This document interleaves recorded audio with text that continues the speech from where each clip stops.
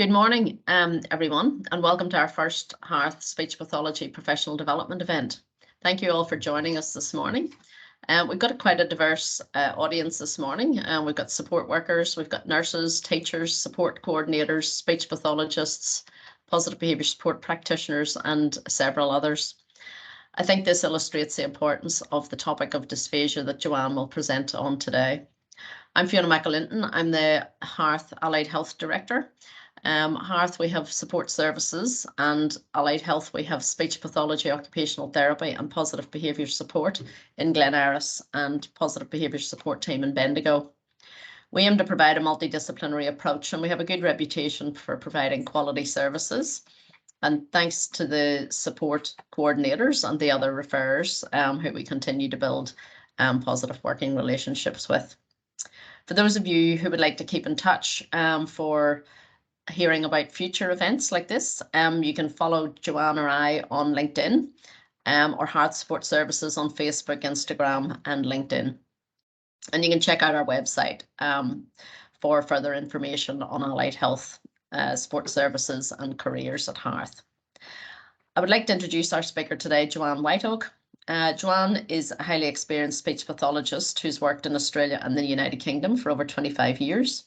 This has included work in private and public acute and rehabilitation facilities across Alfred Health, Epworth, Monash Health, Western Health, and at HCA International in the United Kingdom. Joanne's roles have been diverse. In addition to several senior speech pathology roles, have included speech department management, injury management, and research into the treatment of neurotrauma aimed at providing functional communication.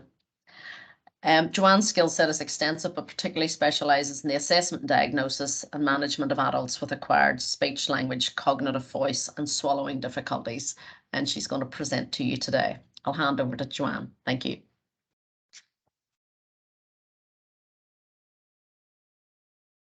Hi guys, and welcome.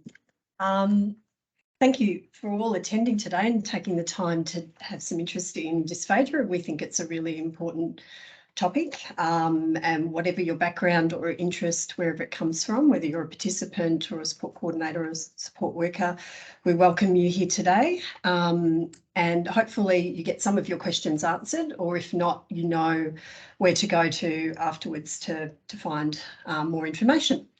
Just a little bit of housekeeping. So at the moment, if you have any questions, you can pop them in the chat and hopefully we can get to some of them at the end of the presentation. We won't be answering the questions during the presentation, but you can pop them in the chat. If you can't hear or if there's something going wrong, please let us know. But otherwise, yeah, we'll get started. So before we start, I'd just like to respectfully acknowledge the Wurundjeri people of the Kulin Nation, who are the traditional owners of the land on which Hearth is located, and I pay my respects to their elders, past, present and emerging. Just move out of the way. It's a bit like Harry Potter with the moving avatar. So just to give a bit of an overview, I mean, it's a lot to cover in an hour, but just to let you know what the learning objectives are of this workshop today. So mainly it's to get some essential basic understanding of the collaborative management of dysphagia with the participant at the heart of it. That's the most important thing to remember, and to promote safety, comfort and enjoyment for individuals who experience dysphagia, to gain a basic understanding of general anatomy and physiology of swallowing. And I know some of it might seem a little bit clinical, but it's important to have a bit of a background in what's going on and how swallowing works and what is dysphagia and what happens when someone's experiencing difficulties in order to help the people that we work with. So we'll get an understanding of dysphagia, identify the common causes and conditions associated with dysphagia, recognise the signs and symptoms, that's a really important one, of swallowing difficulties, and to try and give a little bit of a summary of what the role of the speech pathologist is and how other medical and allied health professionals fit in as well. to get an overview of treatment and recommendations in dysphagia management, to better understand diet and fluid modification definitions using the IDSI framework, which we'll talk about more later on.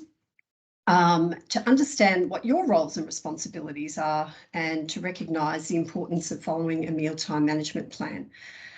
And really importantly, to understand at the end of it all that each individual has choice and control in the context of dysphagia management. So each participant does, and really making sure that we consider the quality of life. And at some stage, some people may choose to risk feed. And also knowing where to go to get more information, useful links and resources. So hopefully we can cover that all in a nutshell in an hour. So I'll be talking quickly.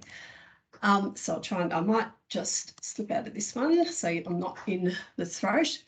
Just to let you know, I'll be showing you pictures and diagrams and videos to give you an understanding of how swallowing happens and what the physiology of is behind it. It is a bit clinical, but it does help to give you a bit of background information. If you're a little bit squeamish, some of the videos you may find you may not want to watch. I'll give you a warning before I show you, but I think they're an important educational tool. So just to give you a bit of background in terms of what's going on, if we look inside our head and neck and see what the structures are, we sort of take all these things for granted and we don't think about breaking down all the different systems and what happens and where until something isn't working as we expect or as we want it to. So as you can see in the front, just checking if you can see my cursor. Yeah, you can. So the lips in the front here, the teeth, just to get you oriented. We've got the hard palate at the top here, the body of the tongue, the soft palate that dangles down at the back of the throat, which closes to stop food and fluid from going up into the nose. Then the tongue comes down into the pharynx or the throat and meets what's called the epiglottis, which is like a trap door. It's like a piece of cartilage that basically closes off the larynx, which is here, to stop food and fluid from going into the airway. So here is the epiglottis. We've got the cartilages of the larynx. We've got the vocal cords that sit here. And really it's like a valving system, the larynx and the epiglottis. And it prevents food and fluid and protects the airway and stops things from going in. So normally this trapdoor or the epiglottis closes over and the vocal cords close, and under usual circumstances, the food and fluid will travel down the food pipe or the esophagus. So that's the opening of the airway, the trachea at the top of the airway, so that travels towards your lungs. Okay, so just a bit of a breakdown of what happens with the swallowing process. So before we even swallow, we see the food, we smell the food, and that information is sent to our brain and we're remembering whether it's something that we like or we dislike. And saliva might start to flow as well as we smell something yummy or a cake baking or whatever, and the process has already started before we've even put things in our mouth. And then the voluntary part of the swallow starts. So we've got the oral preparatory stage of the swallow, so where we bite the food, we chew it, we mix it with saliva and form it into a nice bolus ready to swallow. And all that information that we're getting from our tongue, our taste buds, is being sent to the brainstem regarding taste, temperature and tactile information. And then the tongue is moving the food to the back of the mouth, ready to start the swallow. And this is when the involuntary part of the swallow starts. So it's the pharyngeal phase. And the swallow is initiated. The bolus passes from the back of the mouth to the pharynx towards the esophagus or the food tube. And the muscles of the pharynx squeeze all the food down towards the upper part of the esophagus. And also just here where you can see my cursor, the soft palate, as I said before, moves up towards the back of the pharynx or the throat and stops food from going up into the nose or fluid from going up into the nose. So the larynx tilts forward and upwards to prevent food from entering the airway, and the epiglottis, as we talked about before, covers the larynx and the vocal cords close. Now, with speech pathologists, our role is really up until the pharyngeal phase. So the next phase of it is the esophageal phase, where food is going down the food pipe to the stomach. That's where the role of the speech pathologist ends, although we often get referrals for participants or clients who are experiencing difficulty with food passing down, but that's more for a gastroenterologist or a GP to do some more testing. But yeah, we get the relaxation of the muscle at the top of the esophagus and allows food to pass down towards the stomach. Okay, I'm just going to show you a video. Now, just to give you some information, sorry, I'll just put myself back on so you can see me, some information about what I'm going to show you. So this is what's called a video fluoroscopy. Video fluoroscopy is a swallowing X-ray or a moving X-ray that's done in radiology that speech pathologists often use to assess and diagnose difficulties with swallowing or working out what people are able to eat and drink safely. So barium is mixed in with the food, our fluid, so we can actually see it on a video. So what you're going to see is like a moving X-ray of the head and neck. I'm just going to go out of this and hopefully it'll be there, Julian. That's all right, I think it will be. Yep, it's there, it's all right. Right, we're going to show this one. Okay, so can you see that? No, can you see it? No, so what are we? Not yet, okay. Hang on 1 second. Yeah. Oopsies, hang on, I'll just share it again. What's happened to it? Okay, hang on. That's what happened the last time. It sort of just disappears. So Windows Media, hang on 1 second. Then share again. And then what do I do? So.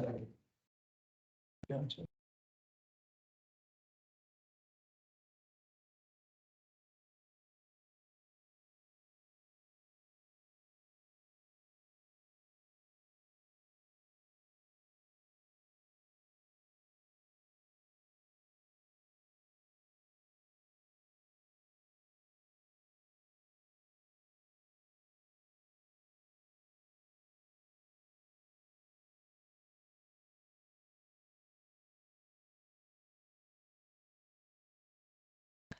Okay, sorry about that. Always difficult with technology. We're on now. So this is a video fluoroscopy of someone who is not experiencing swallowing difficulties. So I'll just show you what it should look like when food goes down the correct way. So this person is swallowing the solid. Just go back to the beginning. You can see the food is being collected in one sort of neat bolus and it's going down. The trapdoor is coming over. No food is entering into the larynx, which is good. It's going down the back here, down into the food tube. You can see that? Okay, cool. So now I go back there. Hopefully that'll stay there. And how do I get back here, Julian? Oh, here we go. There we go. Stop sharing. And then go back to my presentation. Sorry about this, guys. I just have to, what's that? Oh, yeah. Oh, good. That's good. Perfect. Okay. Now, can we see that? Okay. Or is that not? Yeah, that's good. Great. All right. So, why is it? Hang on. Can I just check something?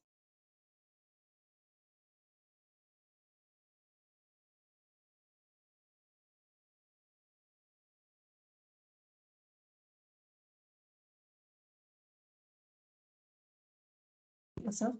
Okay, sorry. So what is dysphagia? So it's, other than a word with lots of consonants and difficult to pronounce, dysphagia is a medical term meaning difficulty with chewing, sucking, eating or swallowing food and fluids. Issues can occur at any stage when transporting food, saliva or liquid between your mouth towards your stomach. Dysphagia can occur at any age. It is associated with a really wide range of disabilities and health conditions, including but not limited to cerebral palsy, stroke, head injury, Parkinson's disease, multiple sclerosis. And having said all that, dysphagia can occur without any rhyme or reason. There can be, sometimes it's not overtly apparent why someone is experiencing difficulties with dysphagia. Just some statistics for you. Approximately 50% of people with cerebral palsy experience difficulties with swallowing difficulties, and that reference comes from the Cerebral Palsy Alliance. 65% of people who have a stroke experience dysphagia, 33% of people with multiple sclerosis, 50% of people with Parkinson's disease, and 95% of people with motor neuron disease. Now, this source comes from Speech Pathology Australia and the Royal College of Speech and Language Therapists in the UK. Many people with a disability are also prescribed medications on a long-term basis, which can increase risk of swallowing problems. And we see that with many of our participants. So sometimes dysphagia might be a new thing when they've had a new medication being prescribed to them. So it's something to watch out for. I'm just going to step out for a sec. So some of the contributing factors to dysphagia can be altered sensation, so numbness. There can be muscle weakness or incoordination in the mouth or the tongue, the throat or the larynx.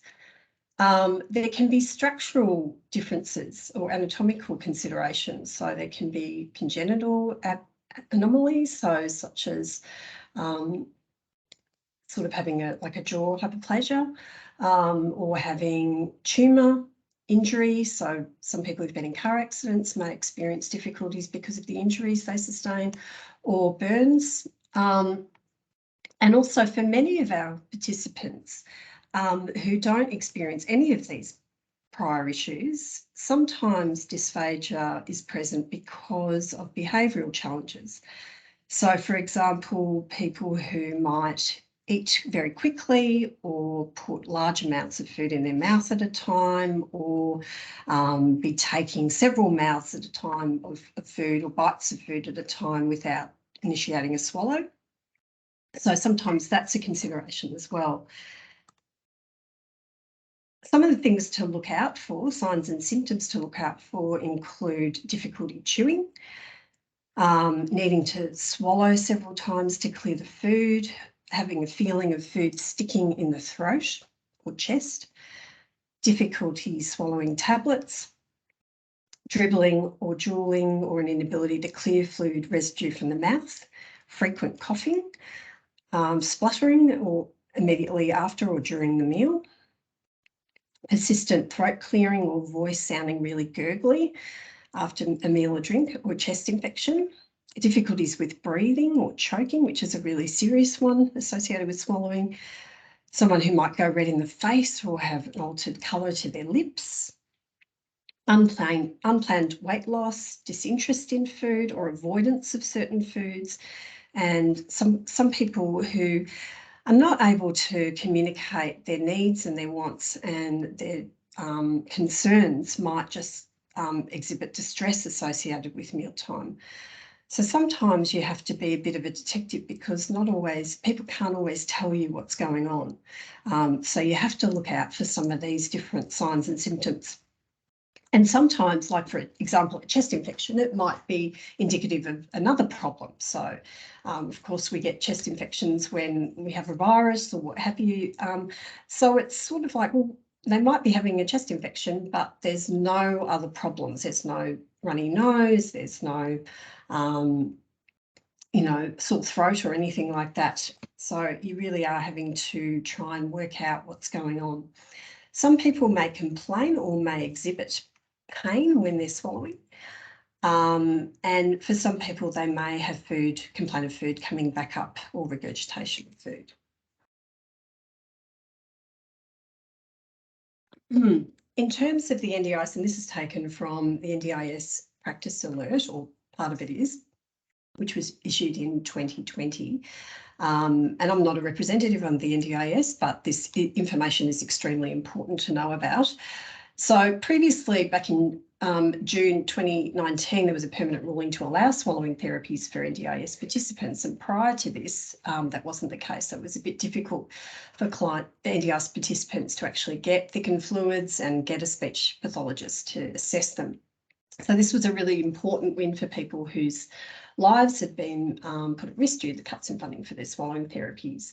In 2020, the NDIS Commission issued a dysphagia practice alert, and this practice alert explains the risks associated with dysphagia, how to support NDIS participants with dysphagia, and provider obligations, which is important to all of us. The NDIS Quality and Safeguards Commission have stated that because of high rates of dysphagia in people with disability, they have an increased risk of respiratory problems or choking, as well as poor nutrition. Swallowing problems can allow food, drinks, or saliva to get into the lungs rather than the stomach, which can cause aspiration pneumonia. Studies have found that aspiration pneumonia and choking were among the most common respiratory causes of death for people with disability in New South Wales, Queensland, and Victoria. And the risk of accidental choking can be reduced by following expert advice. And early identification and management of swallowing problems can minimise the risk of health complications. So it's really important information. Okay, so I'm going to show you, hopefully I can do this. I'm going to show you some more video fluoroscopy examples of aspiration, which means food going down the wrong way. As I said before, speech pathologists use this as a tool to diagnose different swallowing difficulties. In some of these, now these videos they're very old, they're about 15 years old. They're not of participants or clients that I know. They were produced for education purposes, but they do show signs of people having quite significant difficulties with their swallowing. If you feel like you might become distressed by watching it, please just look away for a little bit and I'll tell you when we've come back to the regular presentation. But it does really highlight how important recognising when people are having difficulties and getting the right sort of help is. So I'll just try my best to share this without losing it. Hang on. Right, so hang on 1 second.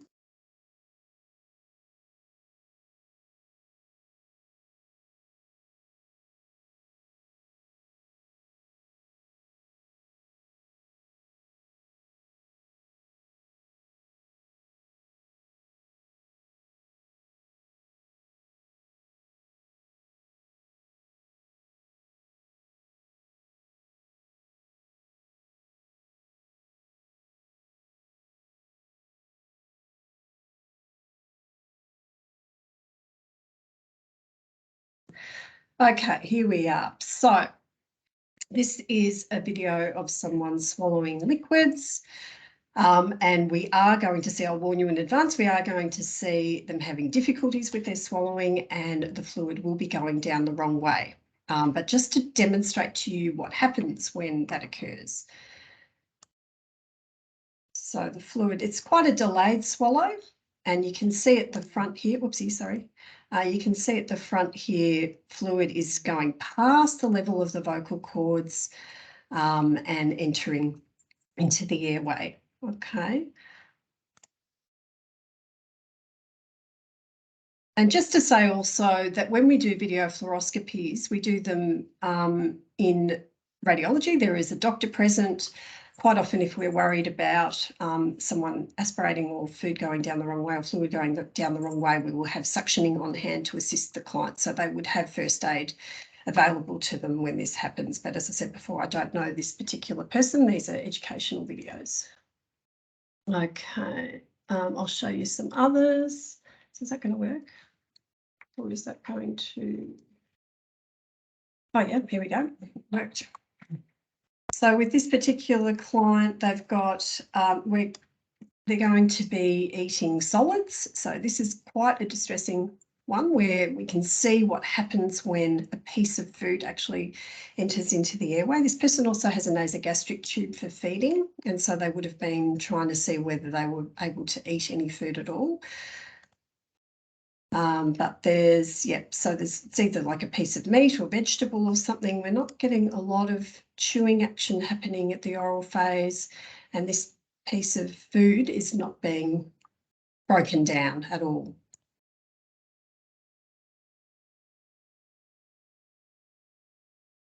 So the swallow hasn't even been properly initiated and it's entering into the airway of this person. And they're coughing. So they would have received some assistance after that, but it is a very distressing occurrence. But we see this with a lot of our participants when they have difficulties with their swallowing.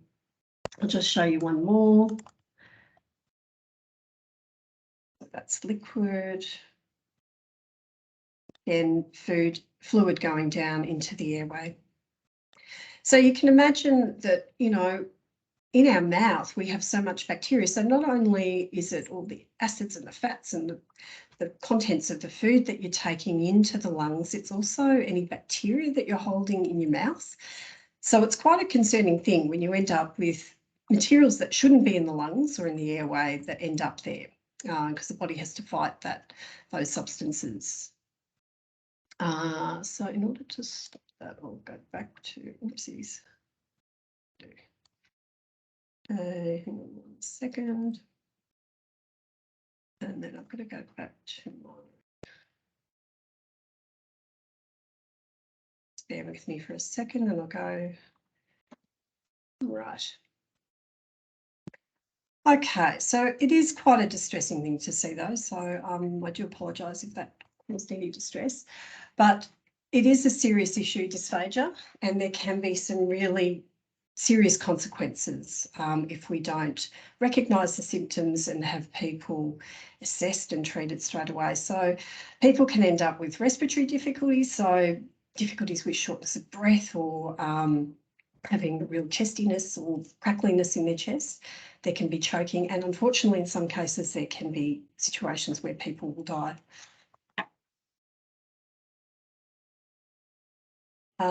So aspiration, what is that? I was talking about that before with the videos. So it occurs when the material enters the larynx and falls below the level of the vocal cords. The likely consequences of aspiration include choking, coughing, bronchospasm, infection, and in some cases, what we need to know also is for some people, aspiration may be silent. So they may not cough. They may not complain of anything being wrong because they can't feel it.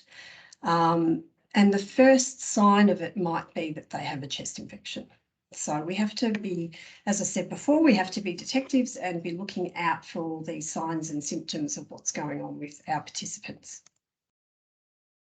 or even indeed in ourselves.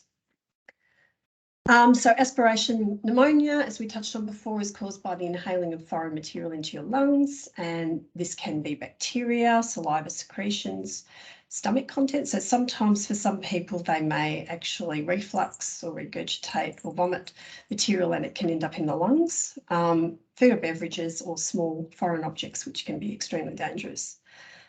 So the sorts of symptoms we see for aspiration pneumonia or chest infection are shortness of breath, wheezing, coughing, up phlegm or blood and chest pain and extreme tiredness. In terms of speech pathology assessment, of course, everything is done with client consent, participant consent. If someone does not want or is not worried about their particular situation, then of course that is their prerogative. But it is important to highlight these issues and talk to them about it and give them the option to have a speech pathology assessment if possible. And very much so, the assessment is centred around each individual's goals and their wishes and their cultural needs, etc. So the kinds of things that we take into consideration with a client's consent is their medical history. So what sort of condition might they present with, what's happened that might be contributing to the dysphagia, swallowing history, what they're actually able to eat at the moment and how they're managing it, how sleepy someone is, and what's happening when they are very drowsy, and the behaviour we talked about before. So sometimes it's not about any of these other factors, but it might be about the manner in which they go about eating and how they put food into their mouth. So we're looking out for all those sorts of things. I might be also working with, carers and physios and OTs and looking at what someone's positioning and physical ability is. That's really important, and how that impacts on their safety, their ability to manage and swallow their own saliva, what their respiration skills are like at the moment, and what's going on, whether they have teeth and what condition the teeth are in, whether they have pain in their mouth, whether they need a dental review, and oral health, which we'll talk about in a tiny bit more detail. So as we talked about before with regards to oral bacteria and how that can increase your likelihood of getting a nasty chest infection, poor oral health has been identified as a predictor of aspiration pneumonia in clients with dysphagia. When there is an increased presence of oral bacteria in the mouth, you may be more likely to inhale or aspirate those pathogens and have an increased risk of chest infection.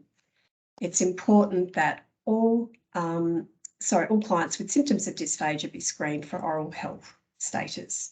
And there's plenty of oral health assessment screening tools out there, but one of them is the oral health assessment tool.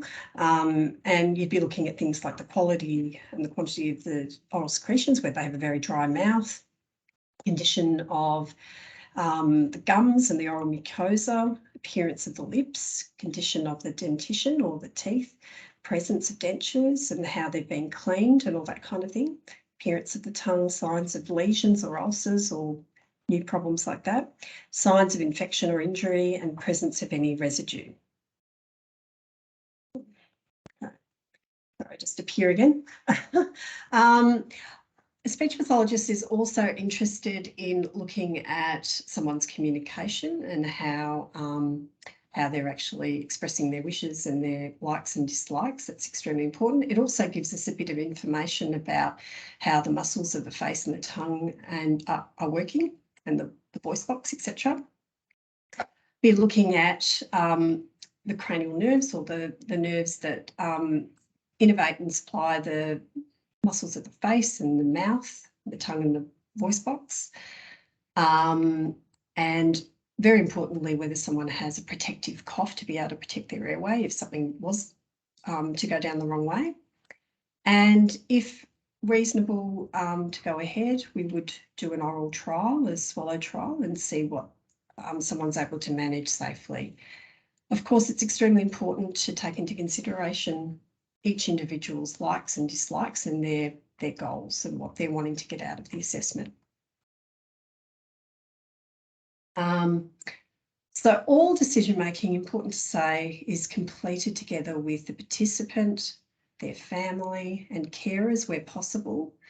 Where someone doesn't have the capacity to make decisions, then we're looking at next of kin and family or carers or guardian. So we're looking at client and family goals, quality of life, individual preferences and beliefs, and whether or not it's in fact safe to continue with oral feeding. That's very important. So together with someone, for some people it is not comfortable, it is not safe, and it is very worrying to continue with oral feeding. So for some people the option may be decided as a team with the participant at the centre of it all, that they need to have peg feeding or alternative feeding. And we need to look together with the dietitian and medical professional whether someone is actually able to meet their nutritional needs with oral feeding. And will modification of solids or fluids actually increase their safety and their comfort?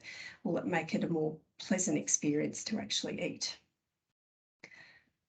We need to consider how someone's taking their medication as well, whether they're managing. Sometimes medication is the only thing that people have problems with swallowing. I even have problems with some things from time to time. They get those very chalky sort of Panadol tablets that are difficult to swallow sometimes. So, and that's important to check with a doctor or a pharmacist to see whether in some circumstances certain medication can be crushed, because not all medication can be, because often they have a protective coating or they're in a capsule form and so you can't actually crush it. There may be alternatives like liquid form that you can use, or some people may have injections instead. So there's lots of different options that we can look at, but that's something that needs to be considered, and you need to observe whether someone's actually having difficulties with their swallowing of medication. In terms of the recommendations and decision making, we look at various safe swallowing strategies. Some of the more regular ones would be, where possible, people being able to sit in the most upright position possible, so that they're safely able to manage the food and fluid. Now, that's not always possible, because for some of my clients, they need to rest in bed, and the best that they can be elevated is probably about 45 degrees. So we look at the situation and work together as a team and work out how we can position people as safely as possible. Other swallowing strategies might be to take small sips, to tip your chin down rather than to opening the airway. There are lots of different strategies that we might look into. It really depends on the individual. No two people are the same. Each person has their own safety concerns, and so a speech pathologist will really tailor it to an individual person, and we'll work together as a team. So for some participants, they will require supervision and assistance when eating and drinking to ensure that they're eating safely. So they might need actually assistance to be fed, or they may need assistance to be set up, and we'd work that out and make sure that the client is happy with that arrangement. It's really important in these circumstances, if you are assisting someone, that you're not rushing them. Because it is, if we rush when we're eating, it can put you at more risk.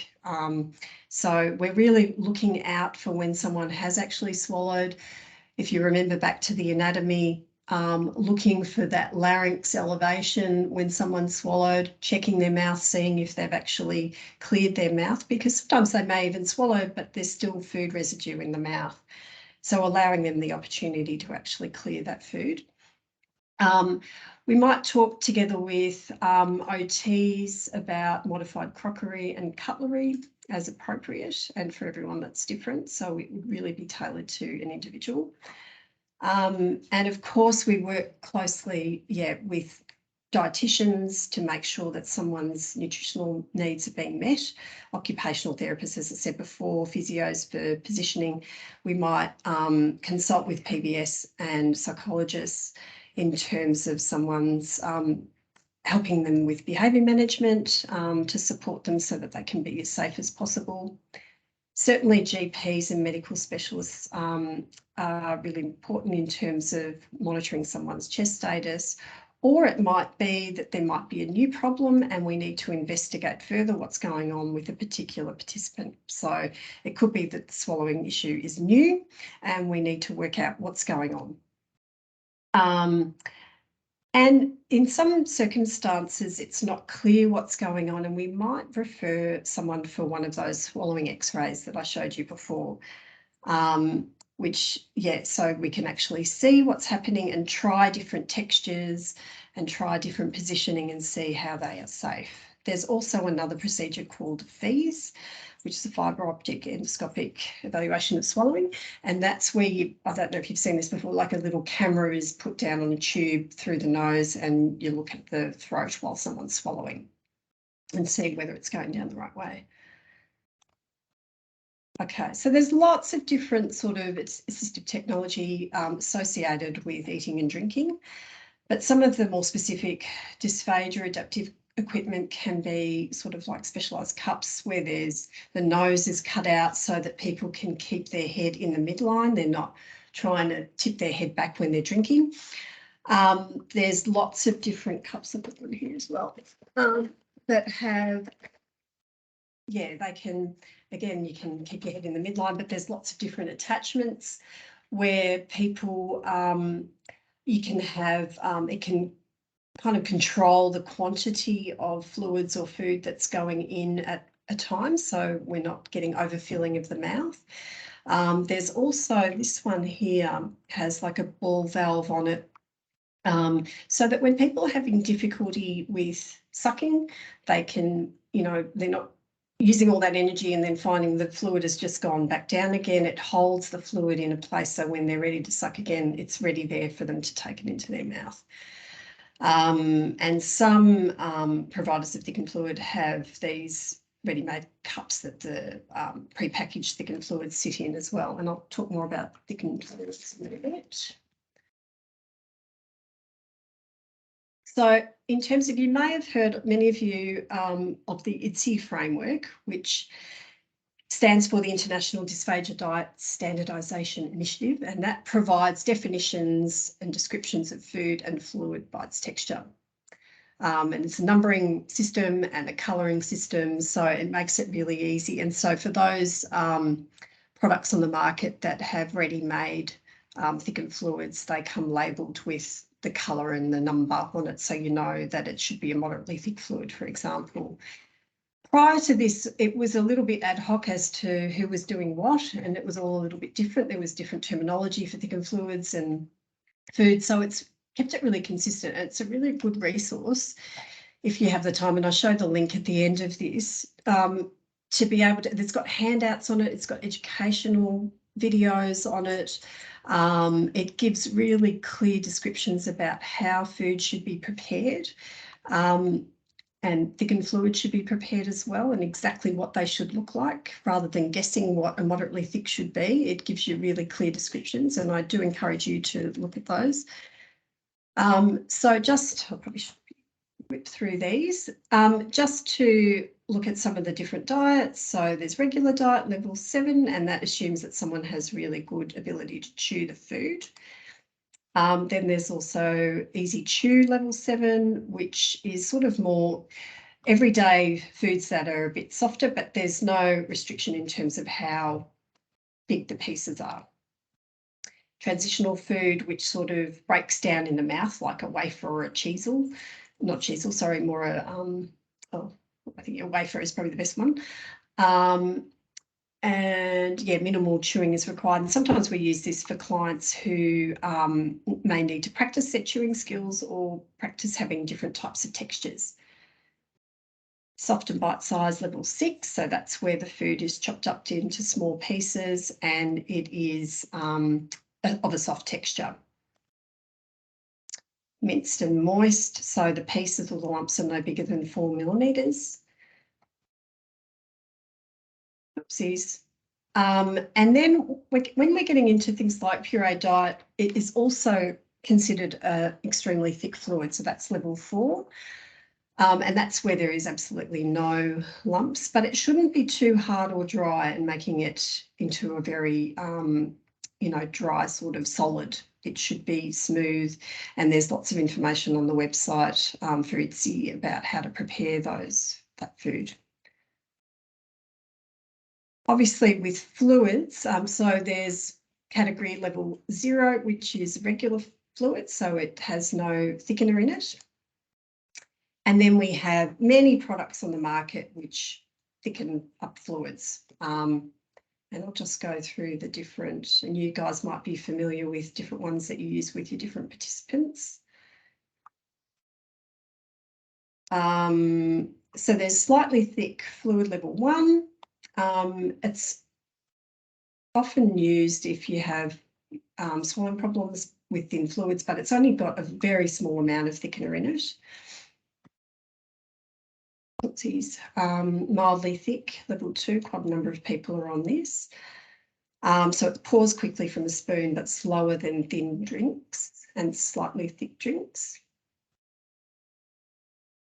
Moderately thick can be drunk from a cup or taken with a spoon, and it needs a bit more effort to drink through a wide diameter.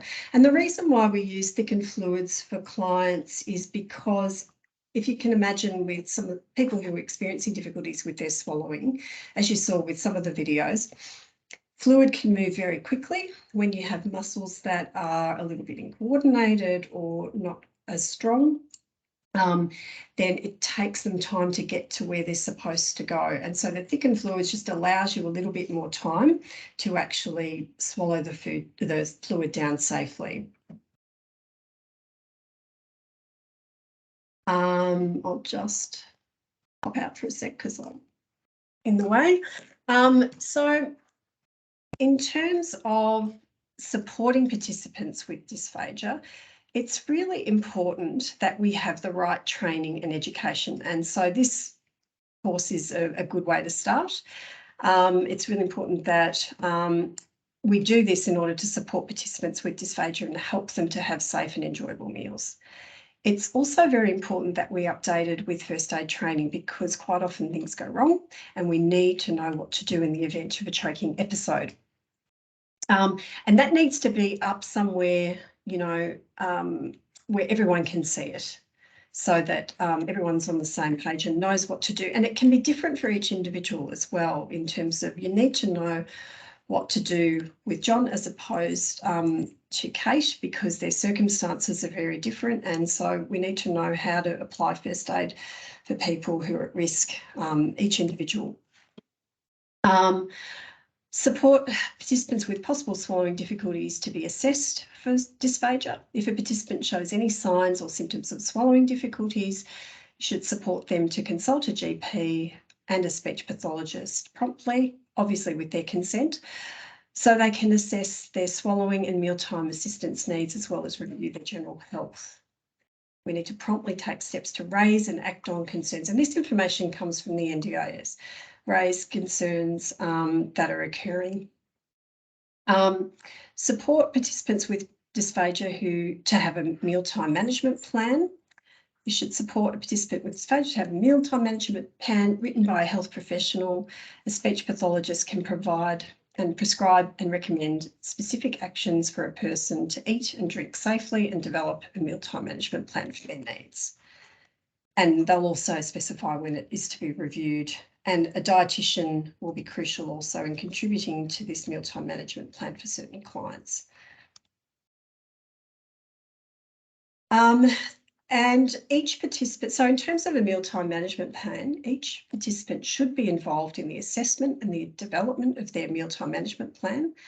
And this plan identifies their individual needs and preferences, such as for food, fluids, preparation techniques and feeding equipment, ensuring choice and control. It is important that they are on board if they have the capacity to agree with what is contained within the mealtime management plan. It is not just about the speech pathologist saying what has to happen. We need to, in that, outline how the risks and incidents and emergencies will be managed. And the mealtime plan should be in a location that is easy to find, and you should make sure that you familiarise yourself with this content. It's important not to guess what is contained in it. It's important if you don't understand it to ask questions or seek further training if you don't know what something means. If you think someone's needs have changed, this is really important. And it requires updating. You've got to report this immediately, and a new speech pathology assessment might be needed. Just to highlight from the NDIS, this is information from them, that the NDIS Code of Conduct applies to every support worker paid with NDIS funding. Following a mealtime management plan is a critical part of meeting your obligations under the Code of Conduct.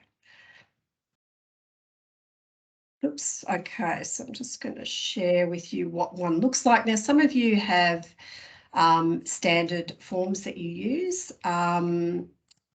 but this is the one that we use. Hopefully it's here. Oh, here we go. Excellent. Can you see that? All good? Yep. Okay, so this is just an example of one. So obviously we'd have all the main information about a particular participant and some background information, some information about their swallowing and what food and drink is prescribed for that particular client or is agreed on with the participant.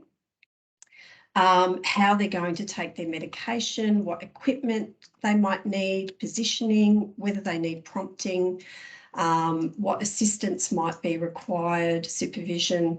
Very importantly, what their likes and dislikes are, their dietary requirements and allergies, oral hygiene. I put this as a standard in all of them. And yeah, that's something that needs to be done regularly with clients with their consent, what their communication needs are and how they communicate, what to do in the event of a choking incident, and some of the signs and symptoms. We put this in our mealtime management plan of what to do if you're concerned. So what things you look out for. So that just gives you a bit of a quick overview. Sometimes what we do also is we put picture examples of things, of positioning of the particular client with their consent. We'll put a photo of the client, again with their consent. Examples of the food that they like and examples of how their food is prepared. So yeah, that's that one. Just go back to it, stop sharing.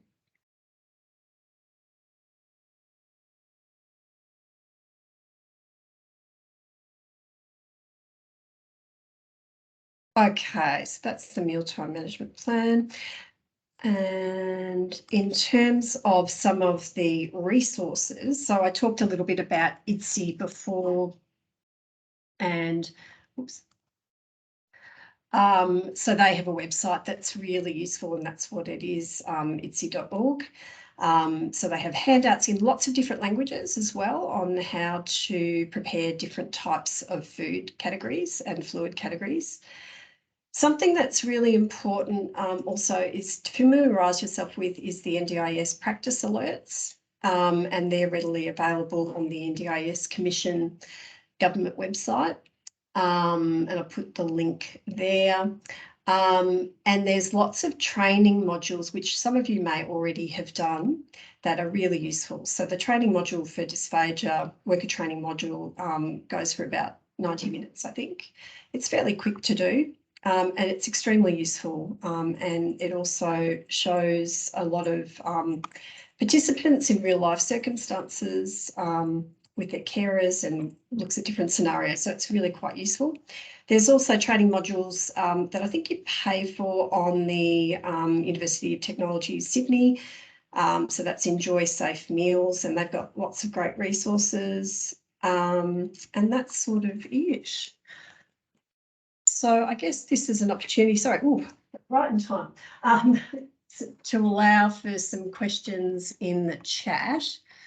So I'll see if I can actually see these. No questions? Oh, hang on.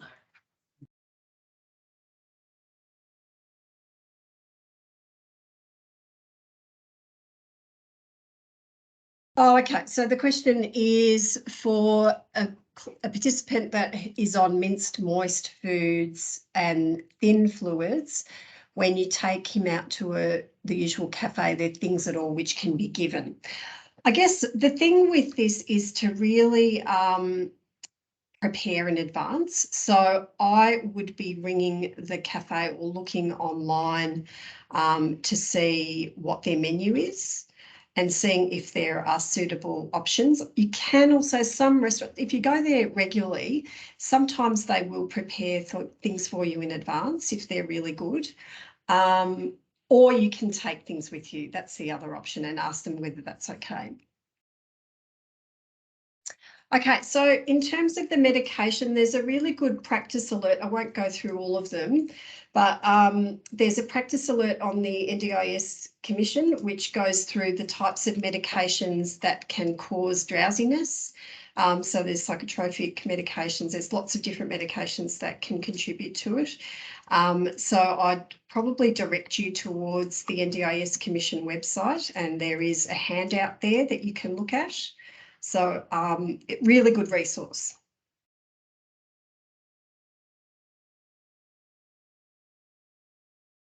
No worries.